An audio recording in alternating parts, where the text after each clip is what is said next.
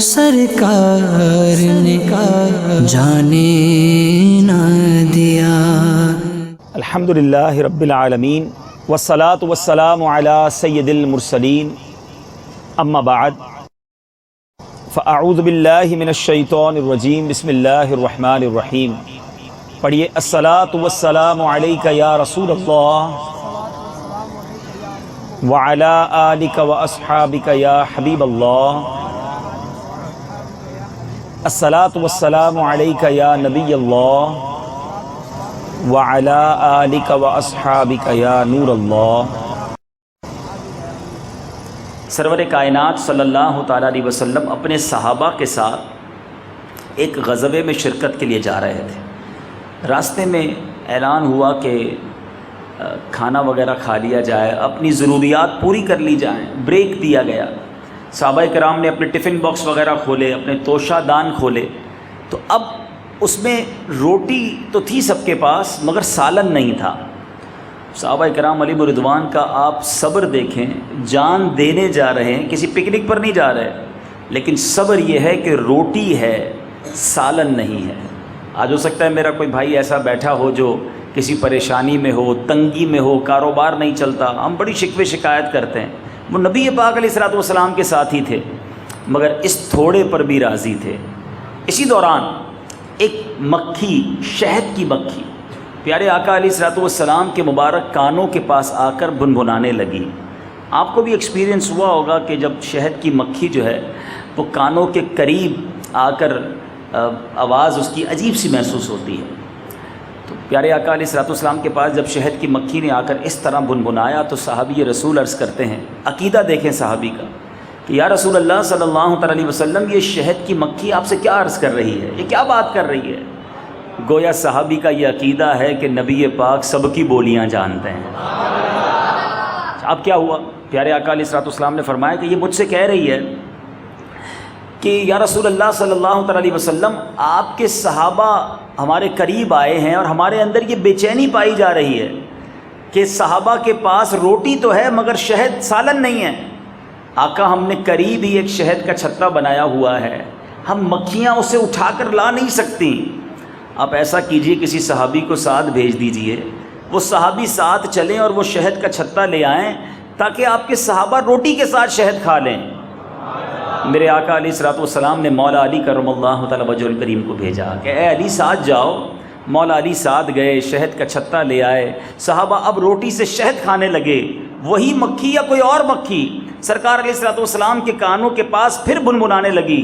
صحابی رسول عرض کرتے ہیں، یا رسول اللہ صلی اللہ تعالیٰ علیہ وسلم، اب کیا کہہ رہی ہے؟ نبی پاک فرماتے ہیں، اب میں نے اس سے ایک سوال کیا ہے، یہ اس کا جواب دے رہی ہے۔ گویا پہلے تو سمجھ رہے تھے، اب میرے آقا بول بھی رہے ہیں اور مکھی وہ بھی سمجھ رہی ہے۔ نبی پاک نے سوال کیا اس سے کہ بتاؤ شہد بناتی کیسے ہو؟ وہ شہد کی مکھی عرض کرتی، یا رسول اللہ صلی اللہ تعالیٰ علیہ وسلم، ہم پھولوں کا رس چوستی ہیں، جنگل و بیابان میں جاتی ہیں اور پھولوں کا رس لے کر آتی ہیں اور شہد بناتی ہیں۔ پیارے آقا علیہ الصلوۃ والسلام نے سوال کیا کہ پھولوں کا رس تو کڑوا بھی ہوتا ہے، پھیکا بھی ہوتا ہے، آپ کو بھی اندازہ ہوا ہوگا، کبھی گلاب کی پتی کھا لیں تو ٹھیک ہے، کھائی جاتی ہے، موتیا کی پتی کھائیں تو نہیں کھائی جاتی، چنبیلی کا پھول کھائیں تو نہیں کھایا جاتا، بہت کڑوا ہوتا ہے۔ پیارے آقا علیہ الصلوۃ والسلام نے فرمایا کہ پھولوں کا رس تو کڑوا بھی ہوتا ہے، پھیکا بھی ہوتا ہے، میٹھا بھی ہوتا ہے، یہ سب شہد کیسے بن جاتا ہے؟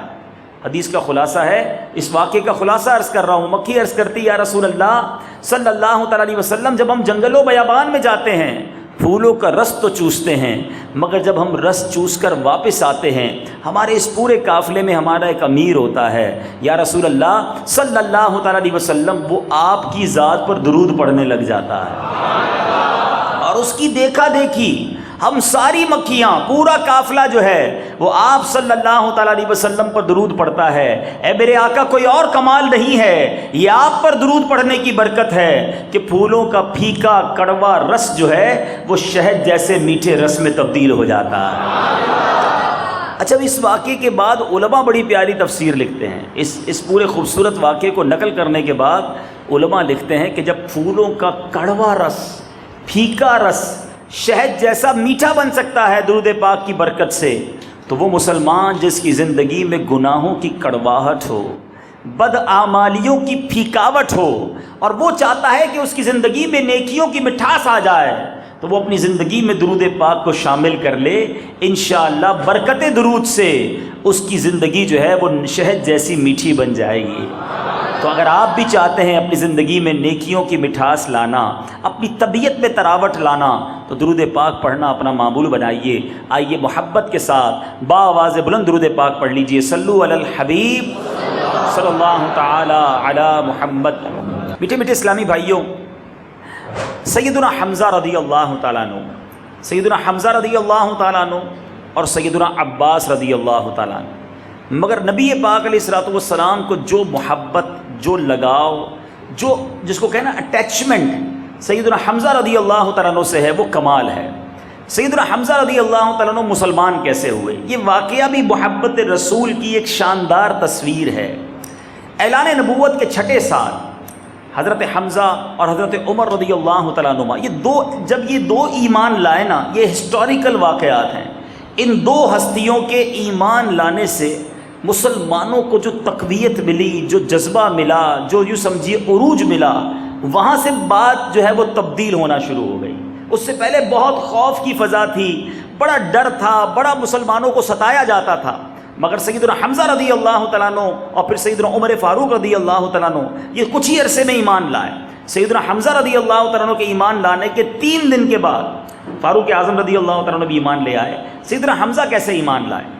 اب سیدنا حمزہ رضی اللہ تعالیٰ عنہ یہ پیارے آقا سے صرف 2-3 سال عمر میں زیادہ تھے، اور انہوں نے بھی حضرت سویبہ کا دودھ پیا تھا، اس لیے نبی پاک علیہ الصلوۃ والسلام کے رضائی بھائی بھی تھے۔ حضرت حمزہ رضی اللہ تعالیٰ عنہ بڑے طاقتور، بڑے شجاعت والے، شکار کے شوقین بھی تھے۔ روزانہ صبح سویرے تیر کمان لے کر نکل جاتے اور شام کو شکار کر کے واپس آتے، خانہ کعبہ کا طواف بھی کرتے۔ یاد رہے کہ پہلے جو ایمان والے نہیں تھے نا، وہ بھی خانہ کعبہ کا طواف کرتے تھے، ٹھیک ہے نا۔ سیدنا حمزہ رضی اللہ تعالیٰ عنہ طواف بھی کرتے، قریش کے سرداروں کی مجلس میں کچھ دیر بیٹھا کرتے تھے۔ ایک دن اسی طرح آپ شکار کر کے واپس لوٹے تو ابن جدعان کی لونڈی اور خود ان کی بہن حضرت بی بی صفیہ رضی اللہ تعالیٰ عنہ نے ان کو بتایا کہ آج ابو جہل نے کس طرح تمہارے بھتیجے، اس دن حضرت سرکار علیہ الصلوۃ والسلام کے ساتھ ابو جہل نے بڑی بدتمیزی کی تھی، بے ادبی کی تھی۔ تو آپ تھے تو چچا، جب آپ کو پتہ چلا کہ آپ کے بھتیجے کے ساتھ ابو جہل نے آج بڑی بدتمیزی کی ہے، بڑی بے ادبی کی ہے، بڑی گستاخی کی، تو یہ ماجرا سن کر آپ کا خون کھولنے لگا۔ ایک دم تیر کمان لے کر مسجد حرام میں پہنچ گئے اور اپنی کمان سے ابو جہل کے سر پر اتنے زور سے وار مارا کہ اس کا سر پھٹ گیا، خون بہنے لگا، اور کہا کہ تو میرے بھتیجے کو گالیاں دیتا ہے، تجھے خبر نہیں کہ میں بھی اس کے دین پر ہوں۔ یعنی غصے میں آ کر اپنے بھتیجے سے محبت اس قدر جاگی کہ فرمایا تو اس وجہ سے اسے گالیاں دیتا ہے کہ وہ دین جو اللہ کا دین ہے، جو سرکار علیہ الصلوۃ والسلام جس کی طرف دعوت دے رہے تھے، کہ سن لے آج سے میں بھی اسی کے دین پر ہوں۔ اچھا اب کیا ہوا؟ اب یہ دیکھ کر بنی مخزوم کے جو لوگ تھے وہ ابو جہل کی مدد کے لیے کھڑے ہو گئے، اور ابو جہل نے یہ سوچ کر کہ کہیں بنو ہاشم کے ساتھ جنگ نہ چھڑ جائے، کہا کہ اے بنی مخزوم چھوڑ دیجئے حمزہ کو، کیونکہ واقعی آج میں نے اس کے بھتیجے کے ساتھ بڑی بدتمیزی کی ہے، بہت بری باتیں کی ہیں۔ اب جب حضرت حمزہ رضی اللہ تعالیٰ نے یہ اعلان ہی کر دیا کہ میں بھی اس کے دین پر ہوں، اب آپ زور زور سے عربی میں یہ اشعار پڑھنے لگے۔ کیا شاندار بات کہتے ہیں، لکھتے ہیں حمدت اللہ حین ہدا فؤادی الی الاسلام والدین الحنیفی، میں اللہ تعالیٰ کی حمد کرتا ہوں جس وقت کہ اس نے میرے دل کو اسلام اور دین حنیف کی طرف ہدایت دی۔ اذا تلیت رسائلہ علینا تحدر دمع ذی لب الحصیفی، یعنی جب احکام اسلام کی ہمارے سامنے تلاوت کی جاتی ہے تو با کمال عقل والوں کے آنسو جاری ہو جاتے ہیں۔ پھر کہتے ہیں وَأَحْمَدُ مُصْطَفًا فِينَا مُطَاعٌ فَلَا تَغْشَوْهُ بِالْقَوْلِ الْعَنِيفِ، اور خدا کے برگزیدہ احمد صلی اللہ تعالیٰ علیہ وسلم ہمارے مقتدا ہیں، تو اے کافروں، اے غیر مسلموں، اپنی باطل بکواس سے ان پر غلبہ حاصل مت کرو۔ یعنی یہ عجیب بات تھی کہ یہاں اپنے بھتیجے سے محبت ایسی تھی کہ جب پتہ چلا انہیں ستایا جا رہا ہے تو ان کے دین پر آپ آ گئے، کلمہ پڑھ کر اسلام قبول کر لیا۔ اچھا اب اسلام کو تقویت تو ملی، مگر اس کے 3 دن کے بعد ایک اور عظیم واقعہ ہوا، اور وہ حضرت عمر رضی اللہ تعالیٰ عنہ ایمان لے آئے۔ یاد رہے کہ حضرت عمر رضی اللہ تعالیٰ عنہ وہ عظیم ہستی ہیں کہ جن کے ایمان لانے کے لیے نبی پاک علیہ الصلوۃ والسلام نے دعا فرمائی تھی کہ یا اللہ، عمر دو عمر کا نام لیا، ایک ابو جہل کا نام بھی عمر ہی تھا کہ عمر بن حشام یا عمر بن خطاب، اس کے ذریعے، ان کے ایمان لانے کے ذریعے اسلام کو تقویت عطا فرما۔ اس لیے دعائے مصطفیٰ حضرت عمر رضی اللہ تعالیٰ عنہ کہلاتے ہیں۔ اور آپ کے بارے میں اعلیٰ حضرت کا وہ شعر آپ نے سنا ہوگا، یہ اسی طرف اشارہ ہے کہ ناریوں کا دور تھا، دل جل رہا تھا نور کا۔ میرے آقا کا دل جلتا تھا نا اس وقت، جو کیفیت تھی مسلمانوں کی، ناریوں کا دور تھا، دل جل رہا تھا نور کا، تم کو دیکھا ہو گیا ٹھنڈا کلیجہ نور کا۔ اب حضرت عمر رضی اللہ تعالیٰ عنہ کا ایمان لانا بھی بڑا عجیب و غریب واقعہ۔ آپ بھی پیارے آقا علیہ الصلوۃ والسلام سے ظاہر ہے بڑی عداوت رکھتے تھے، کفار کے جرنیل تھے، یعنی یوں سمجھیے ادھر سے حملہ کرنے والوں میں آگے آگے ہوا کرتے۔ تو ایک بار غصے میں بھرے ہو کر آپ ننگی تلوار لی اور بازار میں نکلے، اور نیت یہ کی کہ معاذ اللہ سرکار دو عالم صلی اللہ علیہ وسلم کا خاتمہ کر دوں گا، قتل کر دوں گا۔ اب راستے میں حضرت نعیم بن عبداللہ قریشی رضی اللہ تعالیٰ عنہ سے ان کی ملاقات ہو گئی۔ یہ مسلمان ہو چکے تھے مگر حضرت عمر کو ابھی خبر نہیں دی تھی۔ یاد رہے کہ اب تک 39 مسلمان ہوئے تھے، 39 ہی مسلمان تھے ساری دنیا میں، اتنے تھوڑے ہی تھے، تو خوف بھی تھا، اپنا اسلام بھی سب کو نہیں بتاتے تھے۔ تو نعیم بن عبداللہ نے ان سے پوچھا کہ اے عمر، دوپہر کا وقت ہے، یہ ہاتھ میں ننگی تلوار رہی ہے، کہاں جا رہے ہو؟ کہنے لگے بس آج طے کر لیا ہے، یہ اسلام کا جو دعویٰ کرنے والے ہیں بانی اسلام، میں ان کو دنیا سے معاذ اللہ ان کا خاتمہ کر دوں گا۔ تو اب حضرت نعیم کیا کہتے ہیں کہ اے عمر، پہلے اپنے گھر کی تو خبر لو، تمہاری بہن فاطمہ جو ہیں اور تمہارے بہنوئی سعید جو ہیں وہ بھی مسلمان ہو گئے۔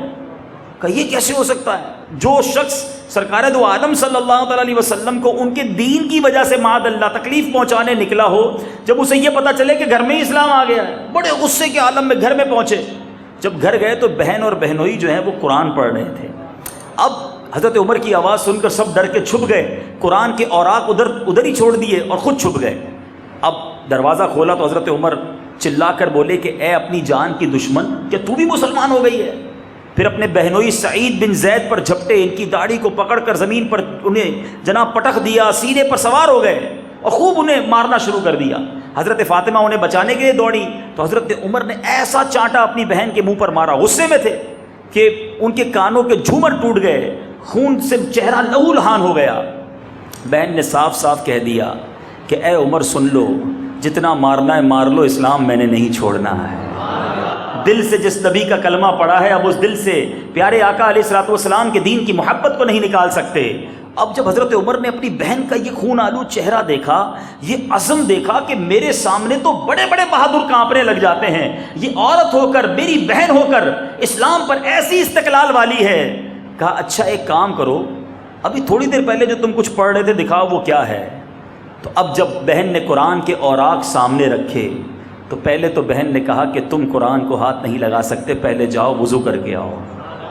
ایک طرف چہرہ لہو لہان ہے اور بھائی سے کہتے ہیں کہ تم وضو کر کے آؤ، پاک ہو کر آؤ۔ بہرحال پھر قرآن کے صفحات آگے رکھے گئے اور جب جس آیت پر حضرت عمر کی نظر پڑی، اب جب یہ قرآن پاک کی آیت حضرت عمر نے سنی، اس کا ترجمہ کیا ہے؟ ترجمہ کنز الایمان، اللہ کی پاکی بولتا ہے جو کچھ آسمانوں اور زمین میں ہے اور وہی عزت و حکمت والا ہے۔ اب جب یہ آیت حضرت عمر نے پڑھی، آپ کے دل پر ایک ایک لفظ تاثیر کا تیر بن کر پیوست ہوتا رہا، جسم کا ایک ایک بال لرزہ بر اندام ہو گیا، اور جب اس آیت پر پہنچے آمنو باللہ ورسولہ تو بالکل ہی بے قابو ہو گئے اور بے اختیار کہنے لگے اشہد ان لا الہ الا اللہ واشہد ان محمدا عبدہ ورسولہ۔ اور میرے بیٹے اسلامی بھائی، اب یہ وقت تھا کہ اب پیارے آقا علیہ الصلوۃ والسلام دار ارقم میں اس جگہ موجود تھے۔ اللہ تعالیٰ آپ کو اور مجھے بار بار مکے مدینے کی حاضری عطا فرمائے۔ جب صفا اور مروہ کے درمیان جائیں نا تو دار ارقم کی ایک یاد ہے، جب صفا سے مروہ کی طرف ہم چلتے ہیں تو دائیں طرف علماء بتاتے ہیں کہ یہیں کہیں وہ دار ارقم تھا۔ یہ اسلام کی پہلی تربیت گاہ تھی، تھوڑے ہی مسلمان ہوتے تھے، چھپ کر نبی پاک علیہ الصلوۃ والسلام کے ساتھ بیٹھتے تھے اور میرے آقا انہیں اسلام کے احکام بتاتے۔ 39 تو مسلمان تھے۔ بہرحال اب حضرت عمر رضی اللہ تعالیٰ نے ادھر ایمان لے آئے، پتہ پتہ کسی کو نہیں ہے، پھر دوبارہ نبی پاک کو تلاش کرنے جا رہے ہیں۔ کمال دیکھو ایمان کا، تھوڑی دیر پہلے جان لینے کو نکلے تھے، کلمہ پڑھ کر نبی پاک کی غلامی اختیار کر لی، اب نبی پاک پر جان نچھاور کرنے کو چل رہے ہیں۔ یہ ریولوشن، یہ انقلاب دنیا میں کہیں آپ نہیں بتا سکتے۔ دیکھیں دنیا میں اگر آپ کہیں نکلے، آپ کا کوئی دشمن ہے یا آپ سے کوئی ناراض ہے، لڑنے آ گیا، بڑا غصے میں ہے، کہیں ایسا بھی ہوا ہوگا کہ کسی نے سوچ کر آیا ہوگا اب چھوڑوں گا نہیں، لیکن جب سامنے آ کر اگر کوئی شریف آدمی کو دیکھ لیتا ہے یا بندہ اسے راضی کر لیتا ہے تو کم از کم کیا ہوتا ہے کہ وہ بندہ کہتا ہے چلو یار آیا تو بڑے غصے میں تھا، اب معاف کیا تم کو۔ یہ تو ہو سکتا ہے، یہ پاسبل ہے، یہ بھی کمال ہے اگر کسی کے ساتھ ہو جائے، مگر دنیا میں آپ کوئی ایسی مثال نہیں دکھا سکتے کہ جس کو کوئی قتل کرنے آئے، جان لینے آئے، مگر اس چہرہ زیبا کو دیکھے تو جان دینے والا بن جائے۔ گرفتار کرنے آئے کہ نہیں چھوڑوں گا، گرفتار کر کے لے جاؤں گا، مگر اس جلوہ جانا کو دیکھے تو ان کے عشق میں خود ہی گرفتار ہو جائے۔ پہلے کہتا تھا چھوڑوں گا نہیں، بعد میں بھی کہتا ہے چھوڑوں گا نہیں، مگر پہلے نہ چھوڑنے کی بات اور تھی، اور اب یہ کہتا ہے کہ در مصطفیٰ کو نہیں چھوڑوں گا۔ ایسے بہت سارے واقعات ہیں۔ پیارے آقا علیہ الصلوۃ والسلام ایک بار جب ہجرت مدینہ کی طرف جا رہے تھے، بات کہیں اور نکل جائے گی، ہجرت مدینہ کی طرف جا رہے تھے تو سرکار دو عالم صلی اللہ تعالیٰ علیہ وسلم کے بارے میں چونکہ اعلان تھا، حضرت ابوبکر صدیق رضی اللہ تعالیٰ عنہ اور نبی پاک کو گرفتار کرنا تھا، بڑے بڑے اونٹ اور بڑے بڑے انعام اعلان ہو گئے تھے، تو ایک شخص جو تھا 70 سوار لے کر سرکار دو عالم صلی اللہ علیہ وسلم کو ڈھونڈ رہا ہے کہ مل جائیں تو پکڑ لوں گا۔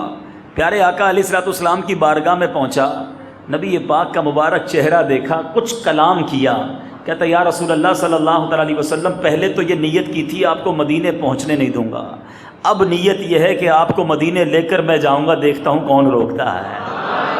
لک ایٹ دا ریولوشن، یہ انقلاب فقط سرکار دو عالم صلی اللہ تعالیٰ علیہ وسلم کے ساتھ آپ کو ملے گا کہ اب حضرت عمر رضی اللہ تعالیٰ تلاش کر رہے ہیں، پہلے بھی تلاش کر رہے تھے، اب مقصد کچھ اور ہے، مگر صحابہ کو پتہ نہیں ہے، ننگی تلوار وہی ہاتھ میں ہے، دار ارقم پر پہنچ گئے، دروازہ بند پایا، کنڈی بجائی جاتی ہے، اندر سے لوگوں نے دروازے کی جھری میں سے دیکھا، خوف کا عالم تھا، کافر ویسے ہی تلاش کرتے رہتے تھے، جب دیکھا کہ عمر کھڑے ہیں، ہاتھ میں تلوار بھی ہے، اندر آ کر سیدنا حمزہ رضی اللہ تعالیٰ عنہ، یہ بھی بڑے بہادر تھے، ان کو آ کر بتایا کہ عمر آئے ہیں مگر ہاتھ میں تلوار بھی لائے ہیں۔ اللہ اکبر، وہ تاریخی الفاظ، حضرت حمزہ رضی اللہ تعالیٰ عنہ نے فرمایا دروازہ کھول دو، اگر نیک نیتی کے ساتھ آیا ہے تو خیر مقدم کیا جائے گا، ورنہ اسی تلوار سے اس کی گردن اڑا دی جائے گی۔ حضرت عمر رضی اللہ تعالیٰ عنہ نے اندر قدم رکھا، میارے آقا علیہ الصلوۃ والسلام خود آگے بڑھ کر حضرت عمر کا بازو پکڑ کر فرماتے ہیں اے خطاب کے بیٹے تو مسلمان ہو جا، آخر کب تک مجھ سے لڑتا رہے گا۔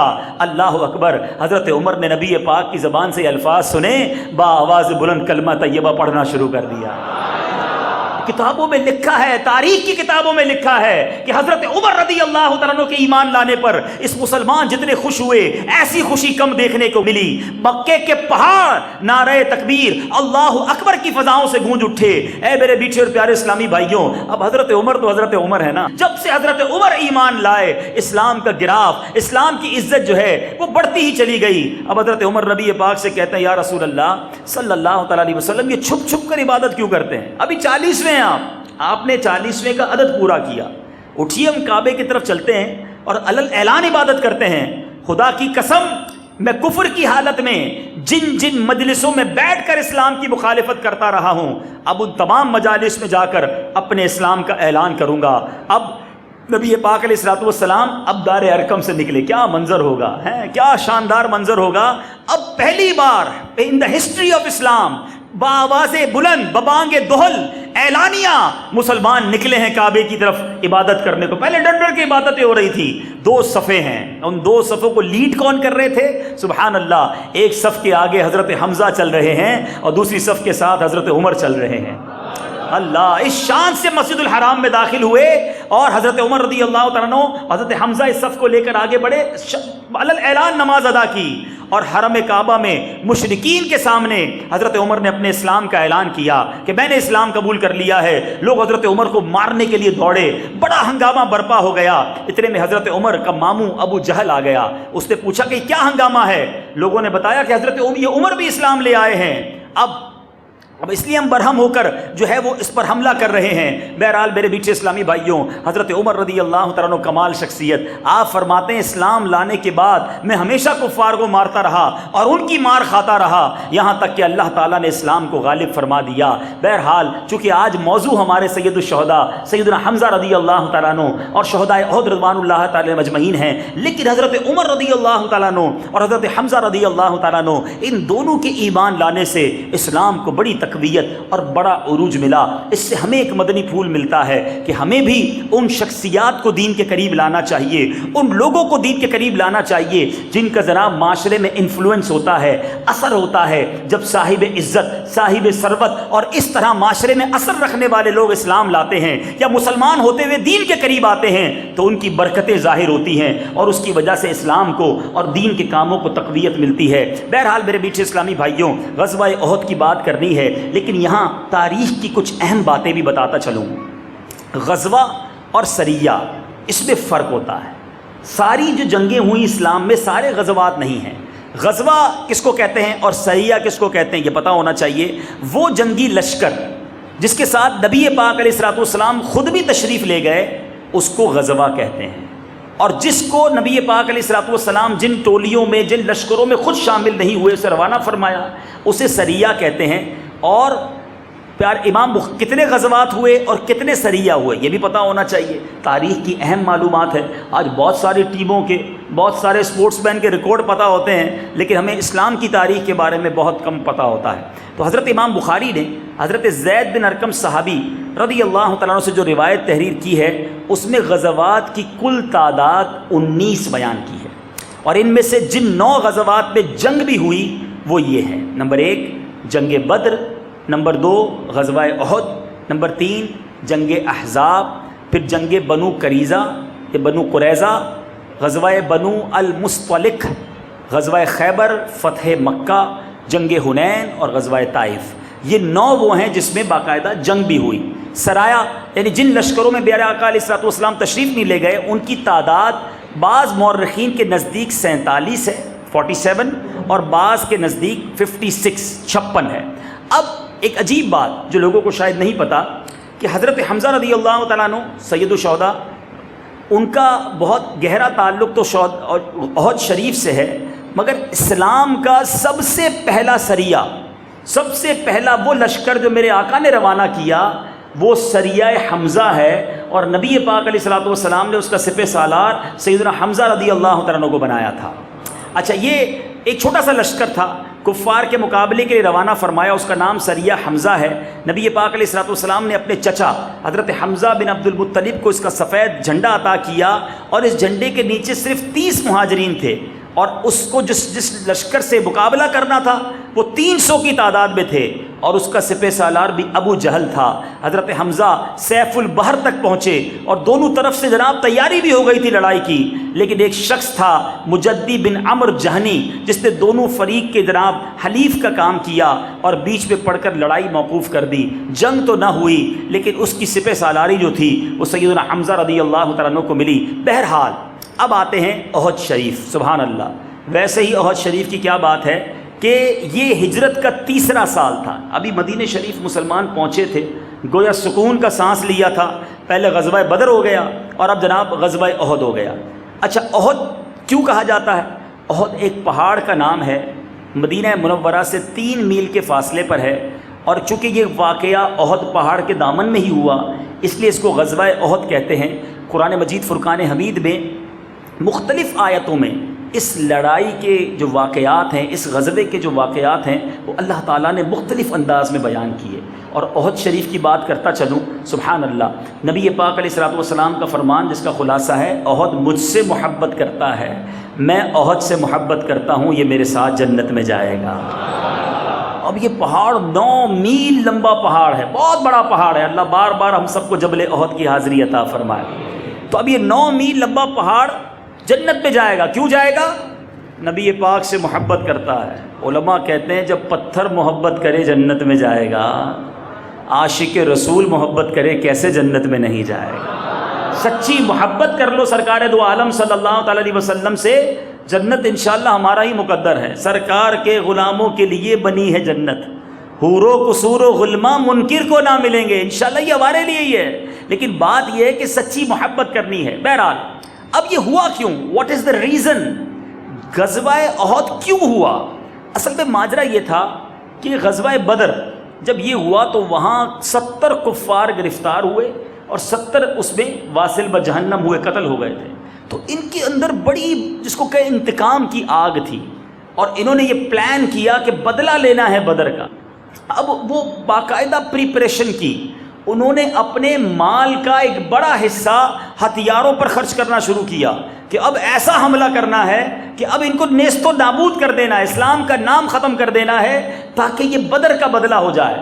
اب باقاعدہ اشعار کے ذریعے، عرب کے لوگ جو ہے نا یہ شعروں کے ایسے ماہر تھے کہ یہ اشعار کے ذریعے گویا جنگ کے لیے تیار کرتے تھے، تو شعر پڑھے جاتے شہروں میں جا جا کے تاکہ لوگوں کی انتقام کی آگ بھڑکے۔ خوب مال خرچ کیا، خوب لشکر بنایا، اور اب جناب وہاں کی عورتوں نے یہ پلان کیا کہ عورتوں نے قسم کھائی کہ اپنے رشتہ داروں کے قاتلوں کا خون پی کر دم لیں گی۔ یعنی عورتوں کے اندر بھی اتنا انتقام تھا، کیونکہ نبی پاک علیہ الصلوۃ والسلام کے چچا حضرت حمزہ رضی اللہ تعالیٰ عنہ نے ہند کے باپ عتبہ اور جبیر بن مطعم کے چچا کو جنگ بدر میں قتل کیا تھا۔ اس بنا پر ہند نے، ایک عورت تھی، اس نے وحشی کو جو جبیر بن مطعم کا غلام تھا حضرت حمزہ کے قتل پر آمادہ کیا، اور یہ وعدہ کیا کہ اگر اس نے حضرت حمزہ رضی اللہ تعالیٰ عنہ کو قتل کر دیا تو اس کارگزاری کے صلے میں اسے آزاد کر دیا جائے گا۔ اب یہ پلاننگ ہو گئی۔ اب تیاری کر کے مدینہ منورہ کی طرف یہ بڑھ گئے۔ ادھر مدینے میں کسی کو پتہ ہی نہیں تھا، آج کا دور تو ہے نہیں میڈیا کا کہ جناب فلاں ملک میں کچھ ہوا تو بریکنگ نیوز چل گئی۔ اب ادھر سے یہ مکہ پاک سے روانہ ہو گئے، پتہ بھی نہیں کہ اتنی تیاری ہو رہی ہے۔ اب وہاں کیا ہوا، مدینہ منورہ حضرت جو عباس تھے پیارے آقا کے ایک اور چچا جو ہیں، وہ بھی مسلمان ہو تو چکے تھے لیکن خفیہ رکھا تھا انہوں نے اپنا ایمان۔ انہوں نے مکے میں رہتے ہوئے خط لکھ دیا سرکار دو عالم صلی اللہ تعالیٰ علیہ وسلم کو کہ کفار قریش تو بڑی تیاری کر رہے ہیں اور یہ مکے مدینے پر چڑھائی کے لیے نکل رہے ہیں۔ اب یہ خط جو ہے پیارے آقا علیہ الصلوۃ والسلام تک پہنچ گیا۔ میرے آقا علیہ الصلوۃ والسلام نے کچھ صحابہ کو بھیجا کہ جاؤ کہ سن گن لو، تو انہوں نے آ کر بتایا کہ یہ لشکر تو مدینہ منورہ کے قریب پہنچ چکا ہے اور بڑی زبردست تیاری کے ساتھ پہنچ گیا ہے۔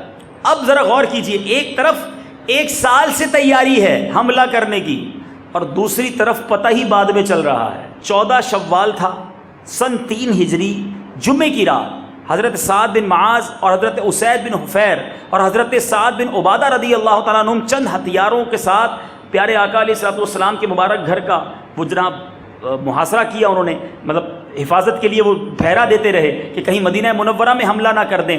اب نبی پاک علیہ الصلوۃ والسلام نے صحابہ کرام سے مدنی مشورہ کیا۔ میرے آقا علیہ الصلوۃ والسلام نے فرمایا کہ اب یہ بتاؤ کہ مدینے میں رہ کر لڑنا ہے یا مدینے سے باہر جا کر، مدینہ منورہ سے باہر جا کر ان کو انٹرپٹ کرنا ہے۔ اکثر صحابہ کرام علیہم الرضوان جو تھے ان کا کہنا یہ تھا کہ مدینہ منورہ ہی میں رہا جائے۔ منافقوں کا جو سردار تھا عبداللہ بن امی، وہ بھی اس مجلس میں موجود تھا، وہ بھی کہتا جناب مدینہ شریف میں ہی رہیں۔ لیکن میٹھے اسلامی بھائیوں، کچھ نوجوان تھے جو کہتے تھے، جو جنگ بدر میں شریک نہیں ہوئے تھے، ان کو بڑا جوش تھا، کہا نہیں ایک ہی بار ان سے مقابلہ کرنا ہے اور مدینہ منورہ سے باہر نکل کر فائنل جس کو کہیں جناب اب لڑائی لڑنی ہے۔ تو میرے آقا علیہ الصلوۃ والسلام اپنے کمرے میں تشریف لے گئے۔ آپ نے لباس جو جنگ تھا، جہاد کا جو غزوے کا لباس ہوا کرتا تھا، وہ بھی پہن لیا۔ میرے آقا باہر آئے تو پتہ چلا کہ باہر مشورہ کر کے لوگ سارے ہی اس بات پر ایگری ہو گئے ہیں کہ مدینہ منورہ میں ہی رہنا ہے، مگر نبی پاک علیہ الصلوۃ والسلام نے فرمایا کہ اللہ کے پیغمبر کو یہ زیبا نہیں دیتا کہ ہتھیار پہن کر اتار دے، یہاں تک کہ اللہ تعالیٰ اور اس کے دشمنوں کے درمیان، اللہ تعالیٰ اس کے اور اس کے دشمنوں کے درمیان فیصلہ سنا دے۔ اب تم لوگ خدا کا نام لے کر میدان میں نکل پڑو، اگر تم لوگ صبر کے ساتھ میدان میں ڈٹے رہے تو ضرور تمہاری فتح ہوگی۔ اب جناب سارے لوگ تیار ہو رہے ہیں۔ پیارے آقا علیہ الصلوۃ والسلام نے صحابہ کرام علیہ رضوان کو تیار کیا۔ 1000 کا لشکر تھا، یہ پتہ ہونا چاہیے۔ دیکھیں فگرز اس لیے بتاتا جا رہا ہوں کہ غزوہ احد کا نام تو بڑا سنا ہے، مگر یہ معلوم ہونا چاہیے کہ مقابلہ کن سے تھا۔ 1000 کا لشکر تھا، لیکن وہاں سامنے 3000 کا لشکر تھا۔ اب یہودی جو تھے مدینے کے قریب رہنے والے، وہ بھی آئے کہ ہم آپ کا ساتھ دینا چاہتے ہیں۔ نبی پاک علیہ الصلوۃ والسلام نے فرمایا کہ ہم مشرکوں کے مقابلے میں مشرکوں کی مدد نہیں لیتے۔ انہیں واپس لوٹا دیا۔ عبداللہ بن ابی منافقوں کا سردار تھا، اس کو ویسے ہی کوئی بہانہ چاہیے تھا، اس نے کہا میرا مشورہ نہیں مانا گیا، مدینہ شریف کے اندر رہ کر لڑنا تھا، اس لیے میں بھی جا رہا ہوں۔ 300 کا لشکر لے کر وہ بھی چلا گیا۔ اب 1000 میں سے 700 رہ گئے، مسلمان 700 تھے، سامنے کا لشکر 3000 جس میں 700 زرہ پوش جوان، 200 گھوڑے، 3000 اونٹ اور 15 عورتیں تھیں، اور مسلمان جناب ان کے پاس 700 لوگ تھے، لیکن جذبہ کیا تھا؟ اب ذرا جذبے کی بات دیکھیے۔ اب بچوں کو نبی پاک علیہ السلام نے حکم فرمایا کہ جو چھوٹی عمر کے ہیں انہیں واپس بھیج دیا جائے۔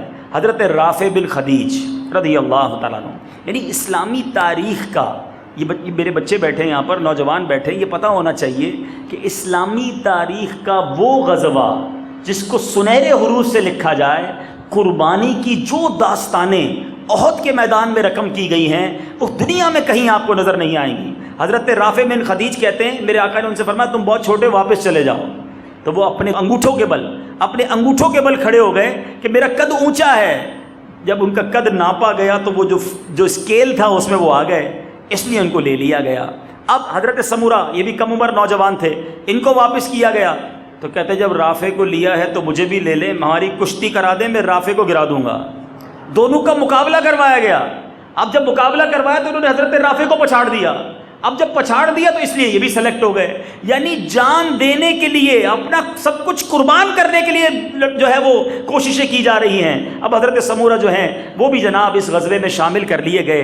اب 12 شوال سن 3 ہجری، مشرکین تو بدھ کے دن ہی مدینہ منورہ کے قریب پہنچ گئے تھے، کوہ احد پر اپنا پڑاؤ ڈال چکے تھے، مگر نبی پاک علیہ الصلوۃ والسلام 14 شوال جمعے کے دن نماز جمعہ کے بعد مدینہ منورہ سے روانہ ہوئے، اور 15 شوال سنیچر کے دن نماز فجر کے وقت احد کے میدان میں پہنچے۔ اب نبی پاک علیہ الصلوۃ والسلام نے صحابہ کرام کی صف بندی کی۔ آج بھی ایک چھوٹی سی پہاڑی وہاں موجود ہے جس کو جبل رمات بھی کہا جاتا ہے۔ یہ ایک ایسا راستہ تھا کہ وہاں سے کفار حملہ کر سکتے تھے۔ نبی پاک علیہ الصلوۃ والسلام نے 50 تیر انداز وہاں کھڑے کر دیے۔ عبداللہ بن جبیر رضی اللہ تعالیٰ عنہ کو اس دستے کا امیر مقرر کیا کہ جب تک ہم حکم نہ دیں تم نے یہاں سے نیچے نہیں آنا، وہاں ڈٹے رہنا ہے۔ اب ان کی ڈیوٹی یہ تھی کہ اس چھوٹی سی پہاڑی پر وہ کھڑے رہیں اور پہرا دیتے رہیں۔ بہرحال میرے میٹھے اسلامی بھائیوں، ان مسلمانوں کے سامنے جو غیر مسلم تھے ان کا غرور کیسا تھا، میں ایک واقعہ بتاتا ہوں۔ کیا لشکر کفار کا علم بردار طلحہ بن ابو طلحہ میدان میں آ کر پتہ ہے کیا کہتا ہے؟ کہتا ہے مسلمانوں، کوئی تم میں ایسا ہے جو مجھ کو دوزخ میں پہنچا دے، مجھے مار کر، یا میرے ہاتھ سے وہ جنت میں پہنچ جائے۔ یعنی ان کو یہ بھی گوارا تھا کہ ہم جہنم میں جائیں گے، لیکن اتنا غرور تھا۔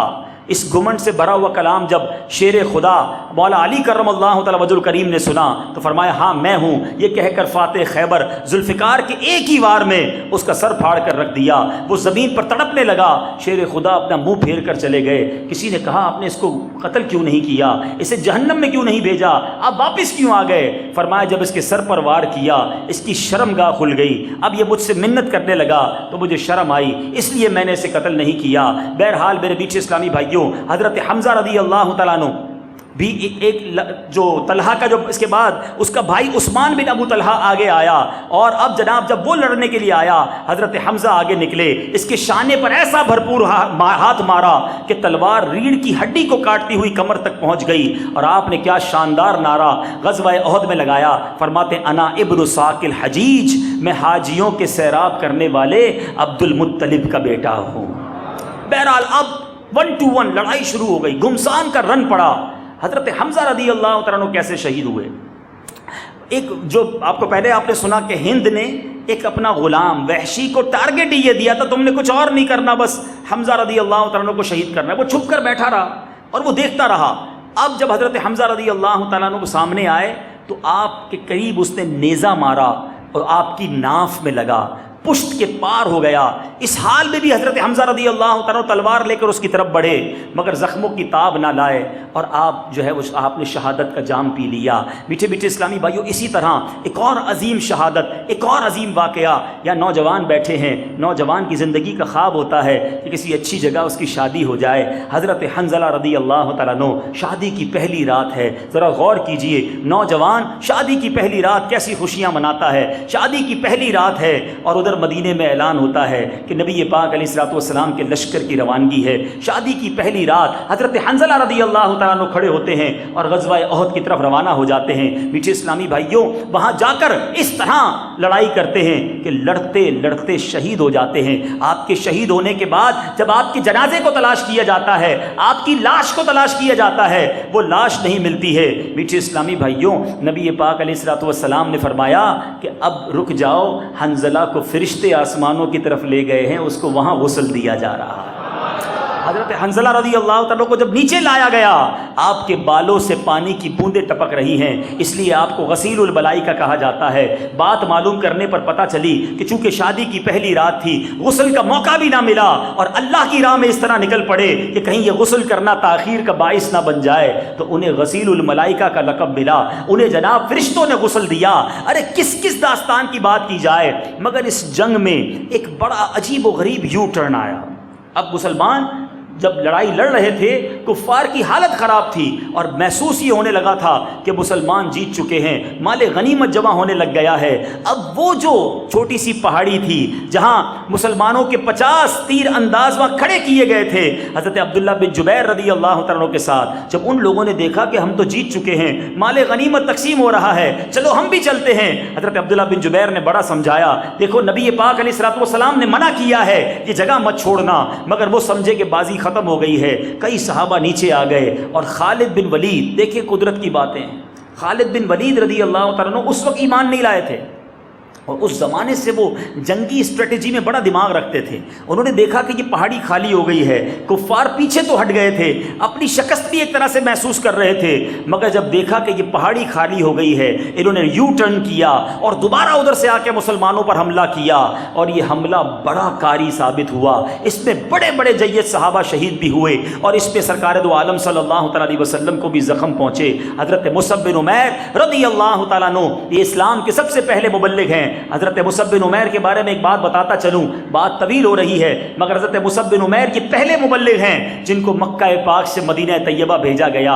آج جو مدینہ طیبہ میں ایمان کی شمع روشن ہے، یقیناً یہ نور مصطفیٰ صلی اللہ تعالیٰ علیہ وسلم کا صدقہ ہے، مگر حضرت مصعب بن عمیر رضی اللہ تعالیٰ کی کاوشیں نبی پاک کے کرم سے شامل ہیں۔ بہرحال حضرت مصعب بن عمیر کون تھے؟ آپ بہت بڑے ایک امیر خاندان کے فرد تھے۔ آپ کے بارے میں آتا ہے مکے میں جو لباس پہنتے تھے نا، لوگ اس لباس کو فالو کرتے تھے، ویسے ہی لباس سلواتے تھے، اور کئی 100 دینار کا آپ کا لباس ہوا کرتا تھا، مگر جب ایمان لائے تو گھر والوں نے گھر سے اس حال میں نکالا کہ جسم پر 2 چادریں تھیں۔ نبی پاک کے پاس آئے تو پورا لباس پہننے کو نہیں تھا، لیکن نبی پاک ہی کے ہو کر رہ گئے، اسلام کی ترویج و اشاعت میں مصروف ہو گئے۔ حضرت مصعب بن عمیر کے ہاتھ میں اسلام کا جھنڈا تھا۔ غزوہ احد کے موقع پر آپ کے اوپر ابن کمی نے جب ہاتھ پر وار کیا، پہلے آپ کا دایاں ہاتھ کٹ کر گر گیا، آپ نے بائیں ہاتھ سے پرچم سنبھالا، بائیں ہاتھ پر اس نے وار کیا، آپ ٹوٹے ہوئے بازوؤں سے سینے پر اسلام کے اس علم کو سنبھالتے رہے اور پڑھتے رہے، وما محمد الا الرسول قد خلت من قبل الرسل۔ اب جناب ابن کمی نے آپ کو تیر مار کر شہید کر دیا۔ اب حضرت مصعب بن عمیر تو شہید ہو گئے، لیکن آپ کی جو شکل مبارک تھی نا، وہ نبی پاک علیہ الصلوۃ والسلام سے کچھ نہ کچھ ملتی تھی، تو لوگ یہ سمجھے کہ نبی پاک علیہ الصلوۃ والسلام شہید ہو گئے۔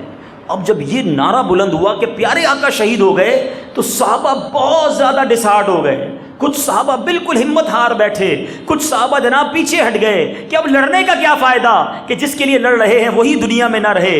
بہرحال حضرت مولا علی کرم اللہ تعالی وجہ الکریم نے کمال کی بات کی کہ اے صحابہ کیوں نہیں لڑتے، میرے آقا علیہ الصلوۃ والسلام اگر دنیا میں نہیں بھی ہیں تو ہم یہاں رہ کر کیا کریں گے۔ اسی طرح حضرت انس بن نضر لڑتے لڑتے میدان جنگ میں آگے نکلے اور وہاں جا کر دیکھا کہ کچھ مسلمانوں نے مایوس ہو کر ہتھیار پھینک دیے ہیں۔ حضرت انس بن نضر نے کہا کہ تم لوگ بیٹھے یا کیا کر رہے ہو؟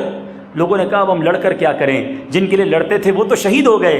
حضرت انس بن نضر نے فرمایا اگر واقعی رسول اللہ صلی اللہ علیہ وسلم شہید ہو چکے ہیں تو ہم ان کے بعد زندہ رہ کر کیا کریں گے، چلو ہم بھی اسی میدان میں لڑتے ہیں، اور پیارے آقا علیہ الصلوۃ والسلام کے پاس پہنچ جاتے ہیں۔ لڑتے لڑتے آپ اس طرح شہید ہوئے میٹھے اسلامی بھائیوں کہ لڑائی ختم ہونے کے بعد جب ان کی لاش دیکھی گئی تو 80 سے زیادہ نیزے اور تلواروں کے زخم ان کی لاش پر موجود تھے۔ کافروں نے ان کے بدن کو چھلنی بنا دیا تھا، ناک کان وغیرہ کاٹ کر صورت بگاڑ دی تھی، اور جب یہ تلاش کرنے پر چیک کیا گیا کہ لاش کس کی ہے تو کوئی نہیں پہچان سکا۔ فقط آپ کی بہن نے آپ کی انگلیوں کی وجہ سے آپ کو پہچانا۔ اس طرح صحابہ کرام علیہ رضوان نے قربانی دی ہے۔ بہرحال ایک صحابی نے دور سے نبی پاک علیہ الصلوۃ والسلام کو دیکھ لیا اور نعرہ لگایا کہ میرے آقا موجود ہیں۔ صحابہ میں پھر ہمت آئی۔ اب نبی پاک علیہ الصلوۃ والسلام پر جب کافروں نے دیکھا کہ یہ موجود ہیں، اب سارے کافر مل کر ٹوٹ پڑے۔ اب میرے میٹھے اسلامی بھائیوں، نبی پاک علیہ الصلوۃ والسلام نے اعلان کیا کیا، کون ہے جو مجھ پر اپنی جان قربان کرتا ہے؟ اللہ غنی۔ صحابہ کرام نے گویا نبی پاک کو اپنے جھرمٹ میں لے لیا، اپنے جسم پر تیر سہتے رہے۔ حضرت زیاد بن سکن نے 5 انصاریوں کو لے کر نبی پاک کے گرد ایک حالہ بنایا، ایک ایک کر کے سب نے جانیں فدا کر دی۔ حضرت زیاد کا آخری وقت تھا، زخموں سے چور چور تھے۔ ایک اشارہ کیا، نبی پاک علیہ الصلوۃ والسلام کے قدموں کی طرف گھسٹتے ہوئے جاتے ہیں۔ میرے آقا علیہ الصلوۃ والسلام فرماتے ہیں، اے زیاد کوئی آخری تمنا ہے تو بیان کرو۔ اللہ غنی۔ حضرت زیاد رضی اللہ عنہ کہتے ہیں، رضیت باللہ ربا وبالاسلام دینا وبمحمد نبیا فزت برب الکعبہ۔ میں آج اعلان کرتا ہوں کہ میں اللہ کے رب ہونے پر، دین اسلام کے حق ہونے پر، نبی پاک علیہ الصلوۃ والسلام کے نبی ہونے پر میں ایمان لاتا ہوں، میں راضی ہوں، اور رب کعبہ کی قسم میں کامیاب ہو گیا۔ یہ نعرہ لگاتے ہوئے نبی پاک کے قدموں میں قربان ہو گئے۔ اے میرے میٹھے اسلامی بھائیوں، کس کس داستان کی بات کی جائے۔ اسی گھمسان کی لڑائی میں ایک صحابی جو تھے کھڑے ہو کے کھجور کھا رہے تھے، پیارے آقا علیہ الصلوۃ والسلام سے عرض کرتے ہیں، یا رسول اللہ اگر میں اس وقت شہید ہو جاؤں تو میرا ٹھکانہ کیا ہوگا؟ پیارے آقا فرماتے، تیرا ٹھکانہ جنت ہوگا۔ یہ بشارت سنی، اپنی کھجوریں رکھیں، تلوار اٹھائی اور جنگل میں اس گھمسان کی لڑائی میں گھس گئے اور شہید ہو گئے۔ میرے میٹھے اسلامی بھائیوں، نبی پاک علیہ الصلوۃ والسلام پر قربانی کیسی کیسی دی گئی۔ حضرت عمر بن جموع انصاری رضی اللہ تعالیٰ عنہ کے بارے میں آتا ہے، آپ لنگڑاتے تھے، آپ کا پیر میں لنگ تھا۔ مدینہ منورہ سے جب نکلے تو اپنے گھر میں دعا کی، یا اللہ واپس مجھے گھر نہ آنے دینا، اپنے اہل و عیال میں واپس نہ آنے دینا۔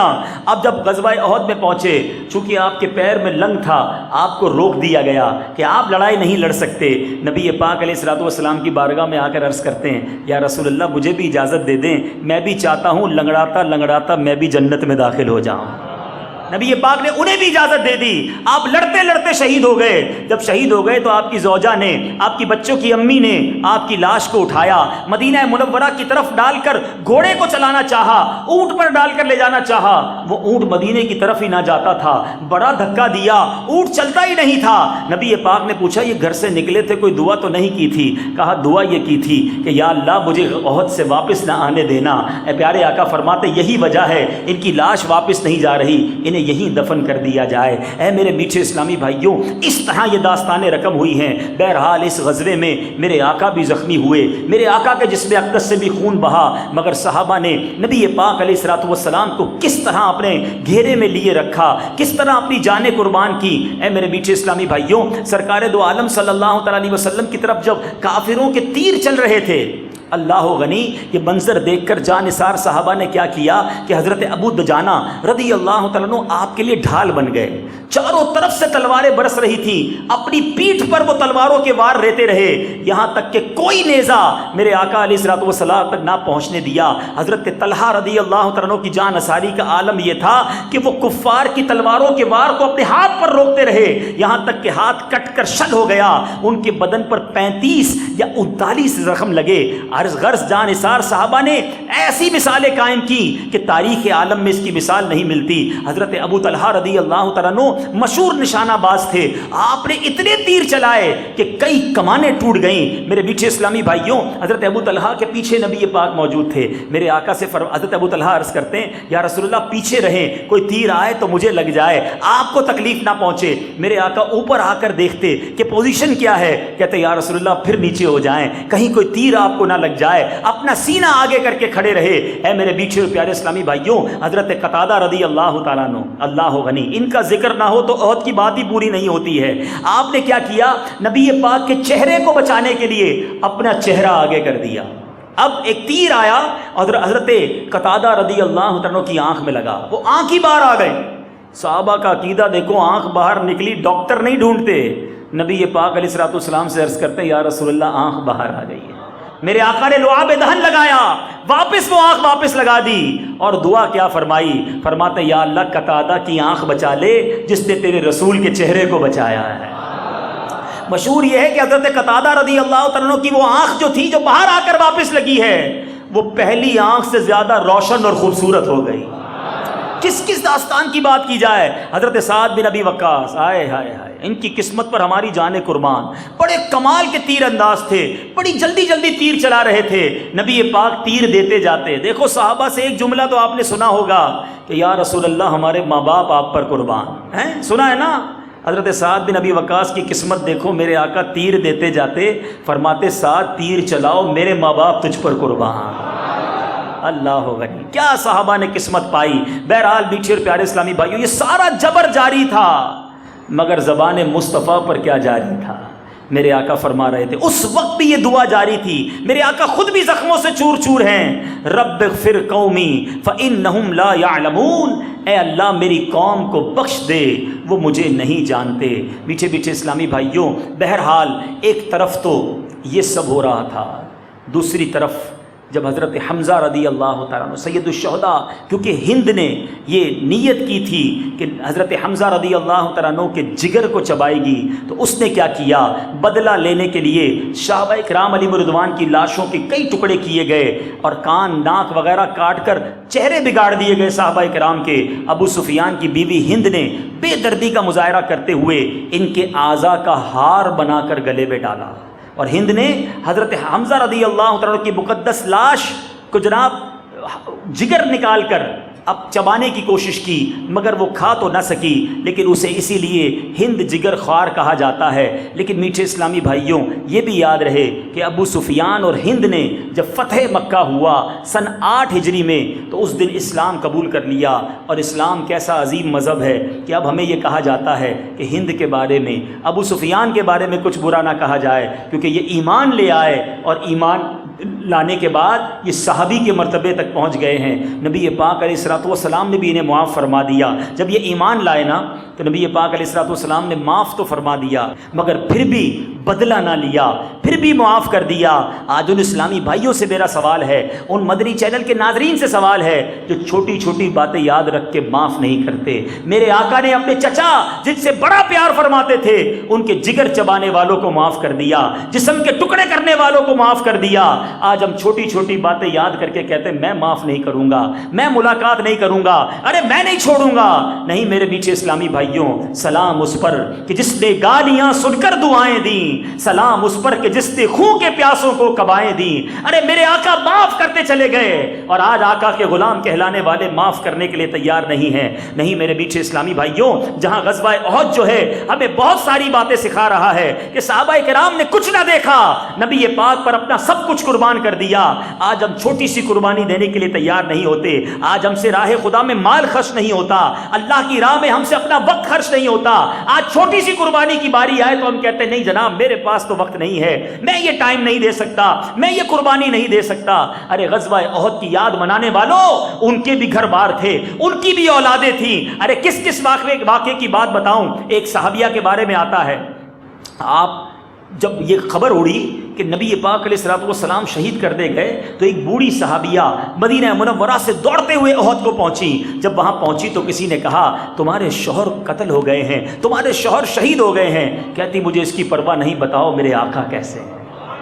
اور آگے گئی، کسی نے کہا تمہارے والد بھی شہید ہو گئے، کہا مجھے اس کی پرواہ نہیں، بتاؤ میرے آقا کیسے ہیں۔ اور آگے جاتی ہے، کسی نے کہا تمہارے بھائی بھی شہید ہو گئے، کہتی مجھے اس کی بھی پرواہ نہیں ہے، مجھے یہ بتاؤ میرے آقا کیسے ہیں، بس مجھے نبی پاک کو دیکھنا ہے۔ جب لوگوں نے بتایا کہ نبی پاک زندہ سلامت ہیں، خیریت سے ہیں، کہتی نہیں نہیں مجھے آقا کا دیدار کروا دو۔ جس کا باپ مر گیا ہو، جس کے شوہر کا انتقال ہو گیا ہو، جس کے بھائی کا انتقال ہو گیا ہو، پرواہ نہیں ہے، نبی پاک کو دیکھنا ہے۔ جب سرکار علیہ الصلوۃ والسلام کو دیکھتی ہے، کہتی یا رسول اللہ کل مصیبت بعدک جلل، آقا آپ سلامت ہیں، اب کسی غم کا کوئی فکر نہیں ہے۔ شاعر لکھتا ہے نا، میں بھی اور باپ بھی، شوہر بھی، برادر بھی فدا، اے شہیدیں تیرے ہوتے ہوئے کیا چیز ہے ہم۔ یا رسول اللہ آپ سلامت ہیں، اب خیر ہے۔ اے میرے میٹھے اسلامی بھائیوں، اس طرح کی قربانیاں صحابہ کرام اور صحابیات نے میرے میٹھے اسلامی بھائیوں غزوہ احد میں دی ہیں۔ ایک بڑی عجیب و غریب دعا مانگی گئی تھی غزوہ احد سے ایک رات پہلے۔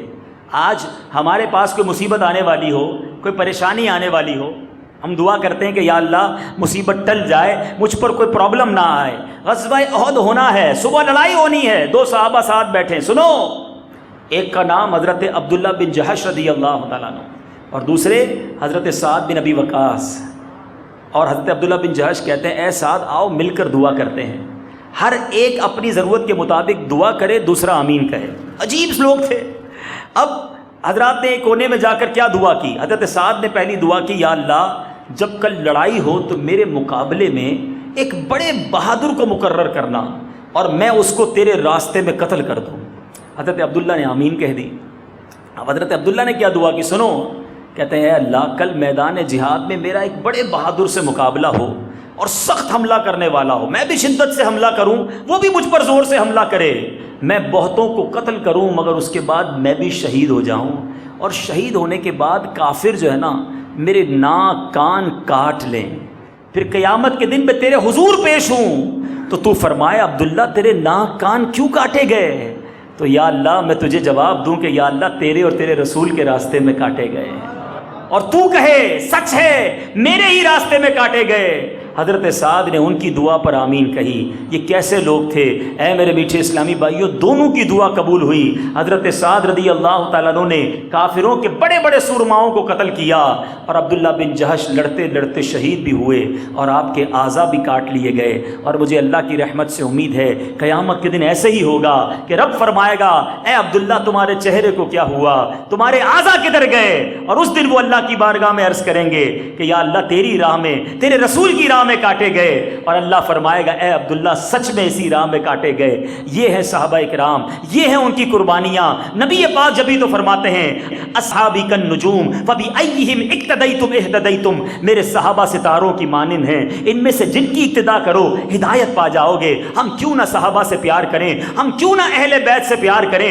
ارے انہوں نے سب کچھ نبی پاک پر قربان کیا، ہم باتیں کرتے ہیں، انہوں نے پروف کیا. پیارے آقا کی بخاری شریف کی حدیث پاک یاد رکھنا، نبی پاک فرماتے ہیں لا یؤمن احدکم حتی اکون احب الیہ من والدہ وولدہ والناس اجمعین. میرے آقا فرماتے تم میں سے اس وقت تک کوئی کامل مومن نہیں ہو سکتا جب تک میں اس کے نزدیک اس کے والد سے، اس کے اولاد سے، اس کے گھر بار سے، بلکہ تمام چیزوں سے زیادہ محبوب نہ ہو جاؤں. مگر آج سوچو ہم کیا نبی پاک سے واقعی اتنی محبت کرتے ہیں؟ ارے وہ تو صحابہ بچوں کو نہ دیکھتے تھے، بچے قربان کر دیتے تھے. ہم بچے کے لیے دین قربان کر دیتے ہیں. کیا؟ ارے جناب بچے کی شادی ہے نا، خوشی میں تو سب کرنا پڑتا ہے. ارے اچھا خاصا نیک نمازی اس کے گھر میں فنکشن ہو رہا ہے، ارے علی صاحب کیا ہو گیا، کیا کر رہے ہو؟ آپ تو ایسے نہ تھے. بندہ کہتا ہے بچوں کی خوشی کے لیے کرنا پڑتا ہے. ایک طرف ادھر جانیں قربان ہو رہی ہیں، ادھر ہم سے اپنے ارمان قربان نہیں ہوتے ہیں، ادھر ہم سے اپنی خواہشیں قربان نہیں ہوتی. آج اچھا خاصا نبی پاک علیہ الصلوۃ والسلام کا غلام کہلانے والا جب موقع آتا ہے تو حرام کما لیتا ہے، جب موقع آتا ہے تو بدکاری کر لیتا ہے، جب چانس ملتا ہے تو جناب رشوت لین دین اور برائی کے کام کر لیتا ہے. کدھر جاتا ہے تمہارا عشق رسول؟ اے شہدائے احد کی یاد بنانے والوں، میری اور آپ کی ملاقات ہونی ہے قیامت کے دن شہدائے احد سے. اس دن ہم کیا منہ دکھائیں گے؟ عبداللہ بن جہش رضی اللہ تعالیٰ عنہ سامنے آ گئے اور کہا کہ میں نے تو اپنی ناک اور کان کٹوا دیے اور تم داڑھی کاٹ کر اس کو گندی نالی میں بہاتے رہے. اگر میرے پیچھے اسلامی بھائیوں سید الشہداء سید حمزہ سے ملاقات ہو گئی جن کا جگر چبایا گیا تھا، اگر وہ ہمارے سامنے آ گئے اور ہم سے سوال کیا کہ بتاؤ تم نے دین متین کے لیے کیا کیا، تو ہم یہ جواب دیں گے کہ ہم تو فجر کی نماز بھی قضا کر دیتے تھے، ہم تو جناب گھر میں فلمیں ڈرامے گانے باجے بجا کر خوشیاں مناتے تھے. ایک طرف صحابہ کی وہ جماعت ہے کہ نبی پاک کے سامنے کھڑے ہو جاتے اور اپنے جسم کو چھلنی کروا دیتے، اور آج ہم ہیں کہ نبی پاک کی سنتوں کا خون ہو رہا ہے. آج نبی پاک کے دار جناب پیارے آقا کے دین کا دنیا بھر میں مذاق اڑایا جا رہا ہے. ہمارے کاندھے پر، ہمارے سروں پر جوں تک نہیں رینگتی، ہمیں کوئی فکر نہیں ہے. بندہ کہتا ہے یا شیخ اپنی اپنی دیکھ، بس پیسے کمانے ہیں، حرام سے آئیں کہ حلال سے آئیں، میں نے اپنا کام سیدھا کرنا ہے. میرے نیچے اسلامی بھائیوں یہ اسلام کی تعلیمات نہیں ہیں. آؤ شہدائے احد کے وہ مزارات ہمیں پکار رہے ہیں کہ ہم بھی نبی پاک کے دین کی خدمت کے لیے کھڑے ہو جائیں، ہم بھی سنتوں کی خدمت کے لیے اپنا وقت دیں. ارے شہدائے احد رضوان اللہ تعالیٰ علیہ مجمعین سے میرے آقا کو پیار کتنا تھا. میٹھے اسلامی بھائیوں میرے آقا احد شریف کے مزارات پر تشریف لے جایا کرتے۔ آپ کے بعد حضرت ابوبکر صدیق رضی اللہ تعالیٰ عنہ، حضرت عمر رضی اللہ تعالیٰ عنہ کو بھی یہی عمل رہا۔ اللہ اکبر، میرے آقا علیہ الصلوۃ والسلام شہدائے احد کے دربار میں جا کر ایک بار فرمایا، یا اللہ تیرا رسول گواہ ہے کہ اس جماعت نے تیری رضا کی طلب میں جان دی ہے۔ پھر یہ بھی ارشاد فرمایا کہ قیامت تک جو مسلمان ان شہیدوں کی قبروں پر زیارت کو آئے گا اور ان کو سلام کرے گا تو یہ شہدائے کرام اس کے سلام کا جواب دیں گے۔ اللہ مجھے اور آپ کو ان شہداء کی قبروں کی حاضری عطا فرمائے۔ اللہ تعالیٰ ہمیں شہدائے احد سے سچی محبت عطا فرمائے۔ آخری بات کر دوں، یہ بھی پتہ ہونا چاہیے کہ یہ کتنے تھے۔ میرے میٹھے اور پیارے اسلامی بھائیوں، شہدائے احد رضوان اللہ تعالیٰ اجمعین 70 شہید ہوئے، جن میں سے 4 مہاجر، 66 انصار صحابہ تھے۔ 30 کی تعداد میں کفار بھی اس غزوے میں ذلت کے ساتھ قتل ہوئے۔ میٹھے اسلامی بھائیوں، لیکن سنو، مسلمانوں کی مفلسی کا عالم کیا تھا۔ جب ان کی تدفین کا وقت آیا نا، تو مسلمانوں کے لیے ان کے پاس 70 لوگوں کو دفنانے کے لیے کفن بھی نہیں تھا۔ حضرت مصعب بن عمیر رضی اللہ عنہ کا یہ حال تھا۔ آپ نے سنا وہ مکے کے شہزادے کی طرح لائف گزارتے تھے، قیمتی لباس پہنتے تھے، مگر جب آپ کی تدفین کا وقت آیا تو جسم پر ایک چادر تھی۔ سر چھپایا جاتا تو پیر ننگا ہو جاتا، پیر چھپایا جاتا تو سر نہ ڈھپتا تھا۔ نبی پاک نے فرمایا کہ سر سے لے کر کپڑا ڈھانپ دو اور پیروں پر اسخر نامی گھاس ڈال دو۔ شہدائے کرام خون میں لتھڑے ہوئے 2 شہیدوں کو ایک ایک قبر میں دفن کیا گیا۔ جس کو قرآن زیادہ یاد ہوتا تھا اس کو آگے رکھتے تھے۔ اس طرح کر کے تدفین ہوئی۔ اے میرے میٹھے اسلامی بھائیوں، یہ ہے عظیم داستان احد کی، یہ ہے قربانی کا وہ عظیم واقعہ جو میں نے اور آپ نے سنا، مگر یہ واقعہ مجھے اور آپ کو بہت کچھ درس دیتا ہے۔ خدا را دین متین پر عمل کیجئے، نبی پاک کی سنتوں پر عمل کیجئے، پیارے آقا کے عشق کو اپنے دل میں سچی جگہ دیجئے اور اس طرح زندگی گزاریے کہ کل قیامت کے دن نبی پاک علیہ الصلوۃ والسلام کی بارگاہ میں پیش ہوں تو کچھ بتانے جیسا ہو، کچھ سنانے جیسا ہو، ایسا نہ ہو کہ اس دن منہ دکھانے جیسا بھی نہ ہو۔ ارے آج تو مسلمانوں کا چہرہ ایسا ہے کہ دیکھ کر پتہ نہیں چلتا کس کا غلام ہے کس کا امتی ہے۔ اپنے آپ سے پوچھ لو، ایک طرف تو وہ لوگ ہیں جنہوں نے کچھ نہ دیکھا، سب کچھ قربان کر دیا، اور ایک طرف میں ہوں کہ میں چہرے سے بھی نبی پاک کا غلام نہیں دکھتا، لباس بھی پیارے آقا کے غلاموں والا نہیں ہے، میرے تو انداز بھی عجیب و غریب ہیں۔ نہیں میرے میٹھے اسلامی بھائیوں، اگر نبی پاک علیہ الصلوۃ والسلام کی سچی غلامی اپنانی ہے تو شاعر لکھتا ہے نا، ایسے بن جاؤ کہ ہمیں بتانا نہ پڑے میں کس کا امتی ہوں، ہمیں دیکھ کے پتہ چل جائے یہ کس کا غلام جا رہا ہے۔